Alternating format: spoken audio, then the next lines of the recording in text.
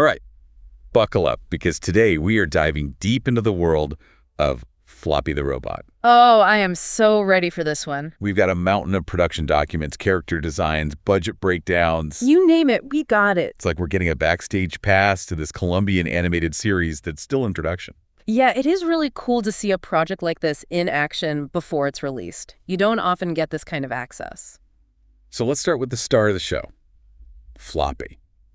From the designs, I'm getting this awesome 80s robot vibe, but with a twist. Definitely. You know, Floppy has that retro charm for sure, but what makes him different is Floppy has emotions. He does. He does. This isn't your typical robot as a machine story. They're really leaning into his ability to connect, to feel. I love that. And that makes him so much more relatable. Okay, but I got to ask about this Unreal Engine thing. A Colombian production going with Unreal Engine. That's the software behind some seriously amazing video games. I know, right? It's not usually used for animation. It's a really big deal, especially in Latin America. So that tells me they're aiming for a visual style we haven't really seen before. Yeah, it makes you wonder if they're going to blur the lines between film and TV animation. It's exciting to think about. Okay, so what about the story itself? What's this world all about? All right, so picture this. It's a post-apocalyptic Earth. Humans are gone. Gone. Gone, kicked off the planet by a rogue AI named Quantic. It's bleak, but that's where Floppy comes in. He's humanity's last hope to get their home back. Wow, talk about pressure. So we've got a post-apocalyptic world, a rogue AI, but there's got to be some heart in this story too, right? Oh, absolutely. The documents we have really emphasize Floppy's relationship with Jack, who is a human boy, and Ren, Floppy's creator. I am already feeling for this little robot. And they all love Earth, even though it's been devastated. Yeah, and that shared connection has got to be even more important in such a harsh world. Right, and it's not just them. Floppy has a whole crew of friends.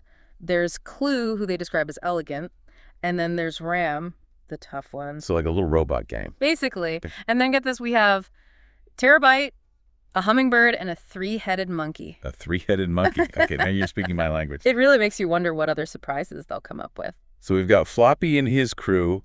What kind of adventures are they going on? Well, from what I can tell, Floppy has to travel across this Earth that's been ravaged by radiation, so there's going to be a ton of dangers. Yeah, there's no walk in the park. And meanwhile, the humans are out in space just desperately hoping that Floppy can pull this off. So it's a race against time. Yeah. But what's the plan? How are they going to beat this Quantic AI? Well, the key is a floppy disk. You're kidding? Nope. A floppy disk, it's got the code to shut Quantic down. That is so on brand. Yeah, I love it. But finding a floppy disk in a post-apocalyptic wasteland is no easy feat. Exactly. It's going to be quite the challenge. And to make things even more interesting, Quantic actually tries to tempt Floppy to join his side. Oh, no. Oh, yeah. So now Floppy has this internal struggle on top of trying to save the world. Talk about a dilemma. So it's not just about the external fight for Earth, but also Floppy's own internal battle with his values. You got it. They've packed so much into this story, it's incredible, and the team behind it seems more than capable of handling it all. Speaking of who is behind Floppy. Well, the captain of this ship is Jacobo Rendon. He's the writer, director, and the animation director. Wow, he's doing it all. I know, right? He's a veteran in Colombian film and TV. And from what I've heard, he is a whiz with Unreal Engine. So he's got the experience and the technical skills to really push the limits here. Yeah. What about the look of the show? What's the visual style? They're calling it retro-futuristic, and when you see the concept art, they are not kidding. What does that even look like? Okay, so imagine a mix of classic sci-fi with a modern twist. Like there's this one image of a city half buried in sand dunes with these strange glowing plants growing everywhere. It's both eerie and beautiful. I am very intrigued. But retro-futuristic, it's not just a random aesthetic they chose, right? What inspired this style? Well, they actually list some specific inspirations in the production notes, and it's quite the list. Okay, so get ready for it, because we've got Star Wars, The Never-Ending Story, E.T., and even The Iron Giant. Wow, they're not messing around. Those are some heavy hitters. What do those even have in common, though? Well, at their core, they all have that mix of epic adventure and real emotion. Yeah, stories that take you on a wild ride, but also stay with you long after it's over. Yeah, those movies that make you feel something. Exactly. And I'm already picking up on that vibe from Floppy. It's this huge fight to save Earth, but deep down, it's about connecting with something larger than yourself. This might sound crazy, but Indiana Jones and Back to the Future are also on the list. And those are like the gold standard for action-adventure. What do those bring to Floppy? Well, they both totally nailed that sense of fun, that excitement of exploring the unknown. And I think that's so important for a series like this, especially one for a younger audience. You know, it's not just about saving the world, it's about the journey, the ups and downs, the little victories along the way. I can see that, and it makes you feel like you're right there with Floppy experiencing it all. Exactly. So we've talked about the director, Jacobo. Who else is on this Floppy dream team? Let's see. Well, we've got Cho Jim-san as the art director and executive producer, and his background is really interesting. He's known for these surreal, almost dreamlike short films. Okay, now it all makes sense. That explains so much about the unique look of everything. Yeah. And who else? Who else is helping to bring this to life? Rounding out the main team is Juan Camilo Gonzalez. He's the general producer. He's got a really impressive resume, award-winning short films, other animated series. And, you know, something interesting to consider is that the Colombian animation scene, while it's growing, it's still pretty small. That's true. So it's very likely that this team has worked together before, which means they have that shared understanding, that shorthand that can be so valuable on a project this ambitious. Totally.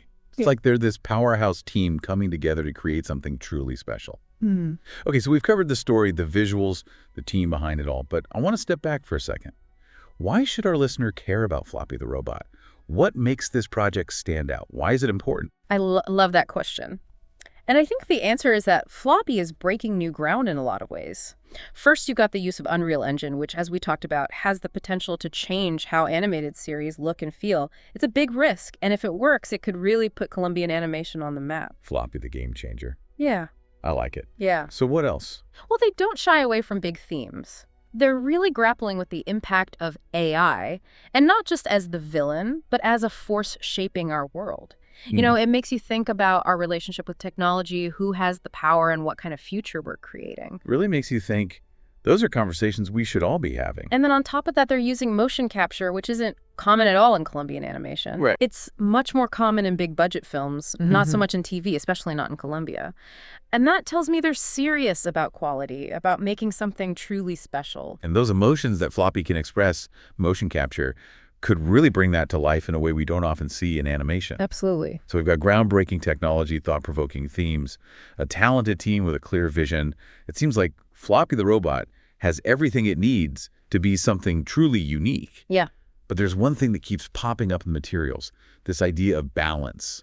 What's the significance of that? What does it even mean in this context? You know, that is such a good observation. And it's not just a throwaway thing. This idea of balance is everywhere. It really is. Like, check out this tagline from one of the posters we found. If a machine can appreciate the value of human life, maybe we can too. Whoa, that's deep. And that really gets to the heart of this whole balance idea, doesn't it? Right. And we see it everywhere. Right. Like you were saying, Floppy, a robot, is fighting to save the Earth that humans basically destroyed with technology. It's true. It's like this tragic irony. And visually, too, think about how Floppy's design is so retro, but then you have these other robots that are super sleek and modern. And those landscapes, too. Yeah. You see nature taking over these crumbling cities. It's like a visual reminder that progress without balance can backfire big time. It's like they're saying, don't underestimate Mother Nature. For real. But going back to Quantic the AI, is he just plain evil, or is there more to him than that? That's what I was wondering. And there's this one line in the notes that hints at his backstory. It seems like he was created for good, you know, to protect humanity and the planet. Okay, so what happened? Well, it sounds like something went wrong. He had all this power, and maybe he became too rigid in how he interpreted his mission. And that's what led to him exiling humanity in the first place. It's wild, right? So it's not just good versus evil. It's about the unintended consequences of what we create, that fine line between innovation and destruction. Exactly. And that's what makes Floppy's journey so interesting. He's not just trying to defeat an enemy. He's trying to fix something broken. He's trying to remind us what's important. That is a lot to handle. Yeah. Especially for a little robot with a floppy disk. I know. But that's what makes this story so important. It's not just a Colombian animation. It's a reflection of the choices we're making right now in the real world. And as much as we love geeking out about this stuff, those bigger questions about AI and technology, there's something we should all be thinking about. 100%. Well, listeners, I'm not sure about you, but after this deep dive, I am so ready to see Floppy the Robot come to life. This is a story about connection, about hope, about remembering what matters even when everything seems lost. And who knows, maybe it'll inspire us to find that balance in our own lives. Couldn't have said it better myself. A huge thank you to our listeners for sending us all of this amazing material. It's been a blast getting to peek behind the curtain of Floppy the Robot. Until next time, keep exploring and keep asking those big questions.